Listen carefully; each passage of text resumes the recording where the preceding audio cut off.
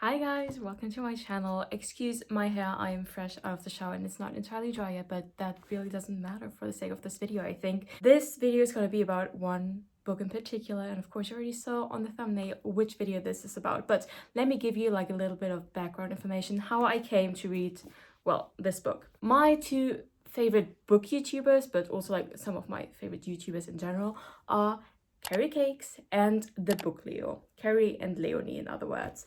And it's actually quite funny, I came to realize as of lately, because especially with book YouTubers, the assumption that you'll like a channel and like someone's content because you have similar taste, it's not that far-fetched. That sounds pretty reasonable.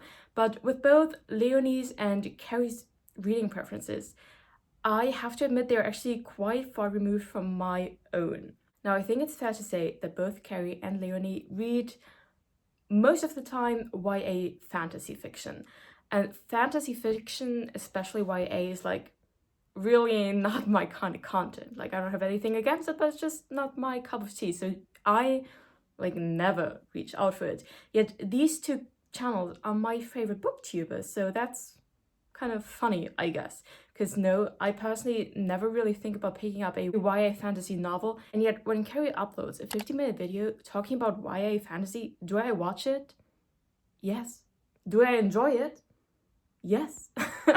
So apparently my love for these two channels is not at all linked to me getting a lot of book recommendations from them or something like that. I just really like these two women as people, I suppose. I like their content. I like the way they make their videos and everything about it. But usually I'm like personally not really, let's say, interested in the books they talk about because YA fantasy is not my genre, but I still watch and enjoy all their content. But of course, every once in a while, there are exceptions to the rule, right? Now, about the Gilded Wolves series, I have heard both Carrie and Leonie talk about a ton of times because this is a 3-part series and all parts are already out. So this has been around for like a while. I think the first one got published in like 2018. Let me check. Yes. So both Carrie and Leonie have talked about this particular series a lot of times. I have heard them talk about it a lot of times, and I just like nodded along all these videos and just like enjoyed my time there. But now, quite recently, I finally hit that point where I was like, you know what? Now I want to see for myself what this is all about. This was basically for one particular reason. Like both Carrie and Leonie talked about this series once more in like their my favorite books or like my favorite YA fantasy series of 2021. I think it was Carrie's number 1 and Leonie's like number 2. I think Leonie preferred the Night Circus over this, but other than that, she also like deemed this one of the best YA fantasy books or like books in general she has read in 2021. And it was especially the way Leonie talked about this book that piqued my interest because she disclosed about the author that apparently the author of the series is a big National Treasure / Nicolas Cage movie fan. And now people, you don't understand how much I love those movies. I am a National Treasure fiend. I love those movies with all my heart. So when Leonie said that the author not only is like a fan of those movies as well, but apparently she wrote this series with kind of like having National Treasure in mind, wanting to include a sort of National Treasure feel and maybe some themes out of those movies into her books, I was like, people, why did no one tell me about this? If you ever come across a book that is in one way, shape, or form related or inspired by the National Treasure movies, you need to tell me, okay? So now I was immediately hooked. I was like, okay, I gotta check this out now. And so I did. Now I have already like recorded a bit of a reading vlog, so I will let that play now and I will see you again at the end of the video for a bit of a conclusion.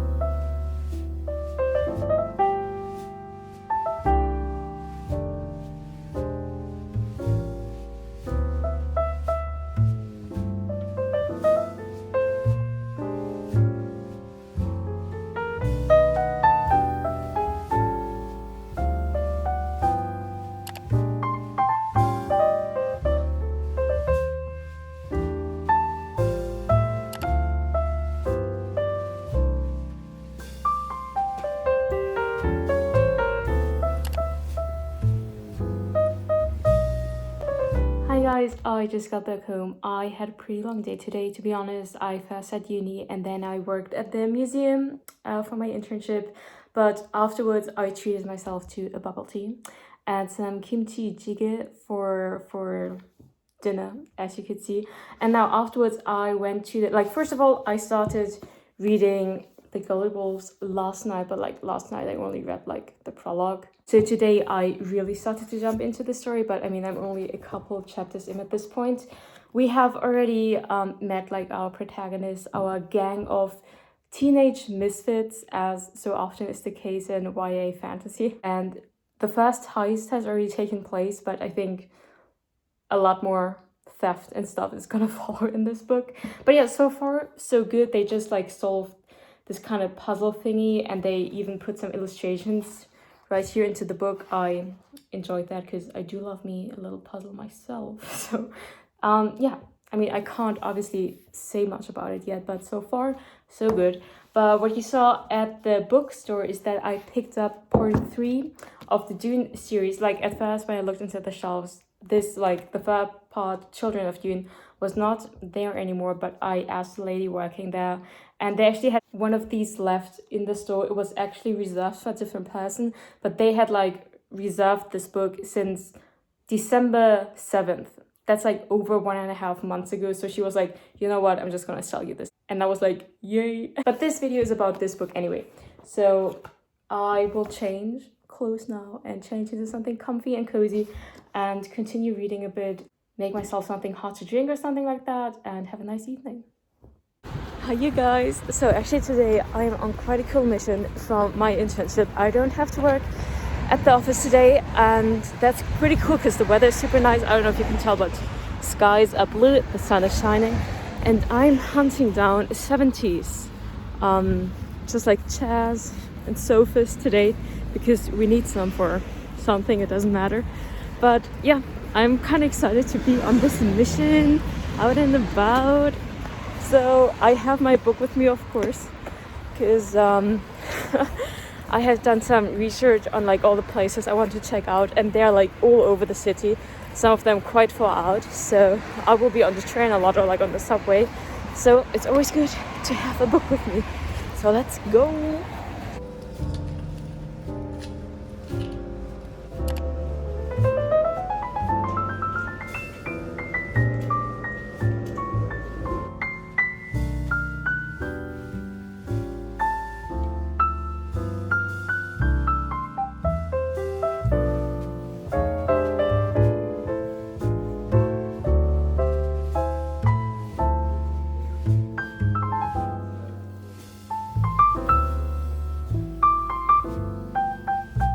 Oh wow, there are so many chairs and armchairs here that I think I would theoretically definitely find something. My problem is that I have to be honest, I cannot identify the period it chairs from. I don't know which of these are 70s and which are not.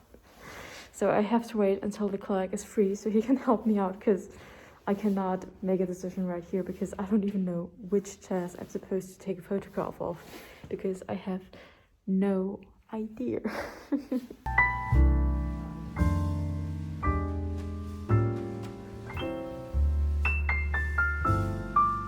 Okay guys, so little update. I have to wait an hour before I can visit this pretty much last or second to last store I want to check out.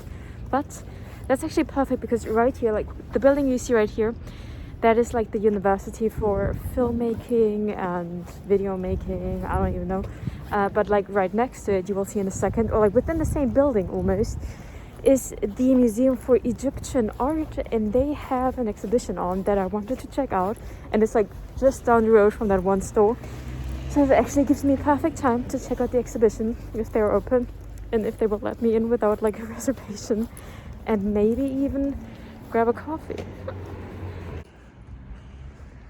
This is the entrance. It's pretty impressive. It's meant to imitate how within the pyramid you have to go down into the actual chamber where the mummies are, I suppose. And you can sadly not go down the middle right now, so we are gonna have to take these mundane side steps.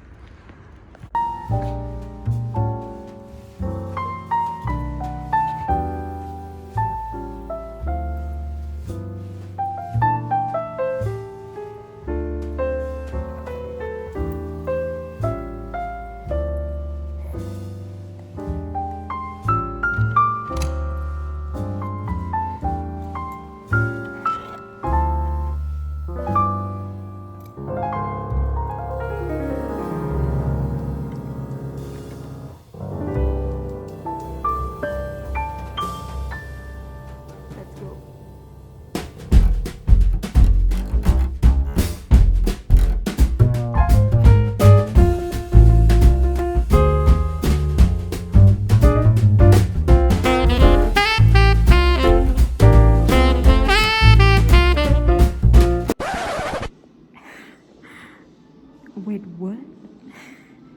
I am not sure what this exhibition is, but it is not what I expected.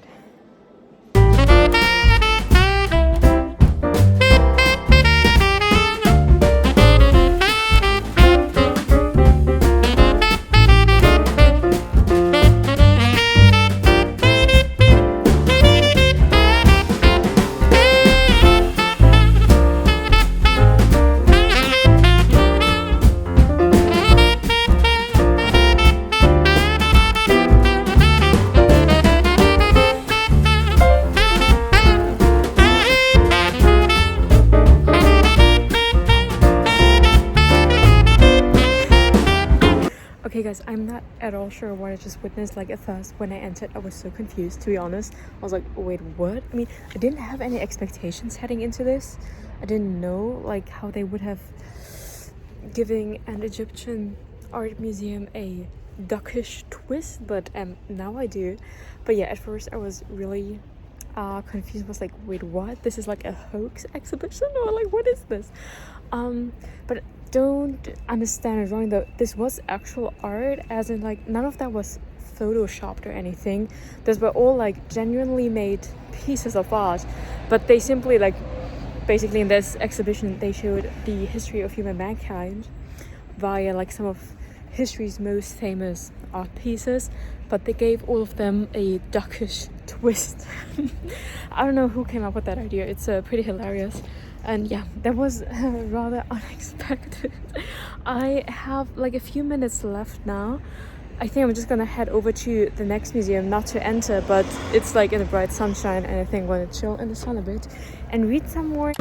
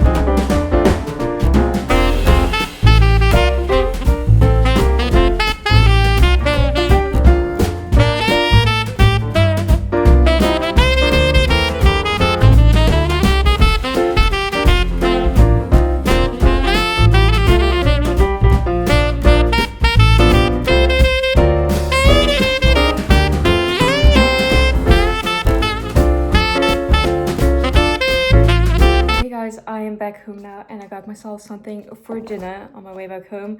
So that was a really long day, a super fun day, I gotta say, but like I've been out of the house, okay, like 7 hours. I guess that does not maybe sound long to everyone, but mind you, I was like physically walking the entire time, so not just sitting in an office. Okay, so let me show you what I got. This is like the best tofu place I know in town, I think. Like I haven't had this in such a long time, but I thought about it earlier and I was like, oh yeah, it's been too long since I had this tofu. Okay, it doesn't even look that great right now, but I swear to you, it's like really, really good. At least if it's still as good as I remember it to be. Anyway, so actually I was considering to go to the movies, like to the cinema tonight. But like now that I'm back home, I'm like, dude, I don't want to leave the house again today. Because the movie is only at 9:30, so that's like super late to start, of course, because then it's like half an hour advertisements, trailers, and then the movie is like 2 hours long, I think. It's like The French Dispatch, the new Wes Anderson movie. I was actually like not at all interested in seeing it. I didn't even watch the trailer, but Carrie in her latest video, she went to a Wes Anderson inspired, I think, exhibition in Seoul, and it looked beautiful. And I want to get like the catalog, the printed magazine for that exhibition, because I loved the way that looked. And so I thought about Wes Anderson, and only then I realized that The French Dispatch is a Wes Anderson movie. And so I did watch the trailer. I was like, okay, that actually does sound kind of fun. But yeah, because it's been out for so long, the only time they still show it is at 9:30, and it's so hard, I feel like, to go out again once you've already come back home from like a long day. It's kind of hard to go out again afterwards. So I mean, I still have some hours though to decide if I actually want to do it. It's now like 6 p.m. So now I will have my dinner. I will show you in a second, and I will watch some YouTube videos or something, and then I can actually still do like a bit of work and like do some exercise, and then we'll see. But anyway, this video, it's actually turning into a bit of a vlog, even though it's supposed to be about the Gilded Wolves, right? But I've been reading it all day long, like whenever I was like on the train, on the subway from A to B, I read it, and that's why I've progressed quite a bit. Wait, let me show you. So I'm now already close to the halfway point. I think when I started it today, I was like maybe only so far in or something. So yeah, I really did manage to read quite a lot, and yep, I'm still so far enjoying it, but some thoughts I've been having, they're like more general speaking, so to say, but these kind of like YA fantasy books that feature like this group of misfits, I feel like, even though like I'm obviously no authority on the subject, as I have only read like a few of these kind of books, but I feel like because I hear a lot about them in like Carrie's and Leonie's videos, so maybe I am a bit of an expert. I'm really not, but anyway, hear me out. I think it's just like, I don't even know, funny or whatever, that you kind of have these stereotypical characters in most of them. I feel like there's always your mastermind person within the group, and like usually it's like this dude person who kind of like hides his true feelings. He's like acting kind of tough, but actually of course he also has his insecurities, and he always has this like complex that he needs to save everyone. And there will be for sure a moment within the book or like within the series where the other ones have to tell him, dude, you need us just as much as we need you, and they kind of have to bring him back down to earth and make him realize he's just as vulnerable and just as much of like a human being or like whatever as everyone else. And like we definitely have like the mastermind dude in this book here again. His name is Severin, and I feel like also all of these groups always feature this kind of like seductress character, which like usually is like a girl, that like she's like so beautiful and everybody's swooning over her and like everyone's in love with her. And that's also of course always used in these kind of like stories because that makes it easy for her to like make men like spill secrets or whatever. So there's always like a figure like that, and that seductress super sexy character always has like a past with one of the others in the group, and there's like always those vibes still there and everything. And we have that exact same scenario in this book as well, and it just feels like, even though I have barely read books of this genre, it feels like I have read it before, or like at least this constellation of characters, because I feel like that is featured in a lot of those YA fantasy group of misfits kind of books.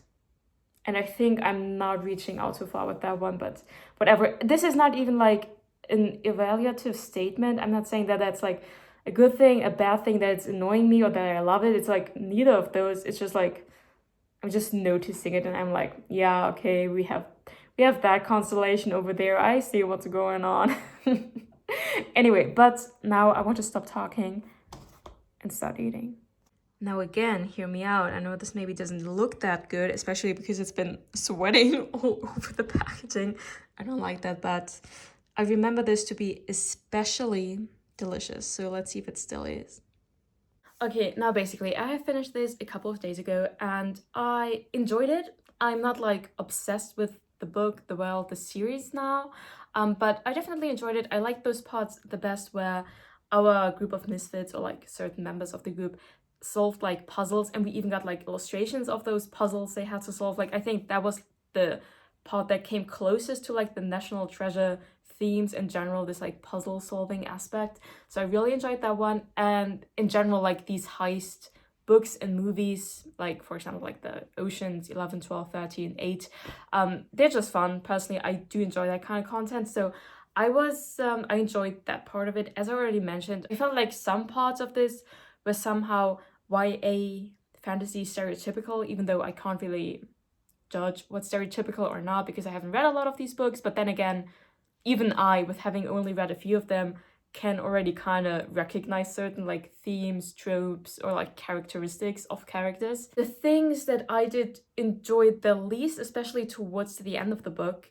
are two things. First of all, I already told you about how our mastermind and this like seductress character, they have their thing going on, but at the end of the book, they like started this really big fight. Basically, it was like this typical situation of miscommunication, right? Because they love each other and like everybody, it's obvious, everybody knows it, right? But now he started to like push her away because he's like traumatized by a person that he cared about dying, and so he is afraid that another person he cares about can also get hurt, basically. And so he like pushes her away from him to kind of like protect her, I guess. Also, he blames himself because in that particular situation he decided to protect this girl that he's in love with and not the other person that then ended up dying. And so of course he blames himself that because he protected her, this other person he cared about died and stuff like that. But if those two just talked it out, we could move on from all of that. They could help each other get over the trauma, etc. But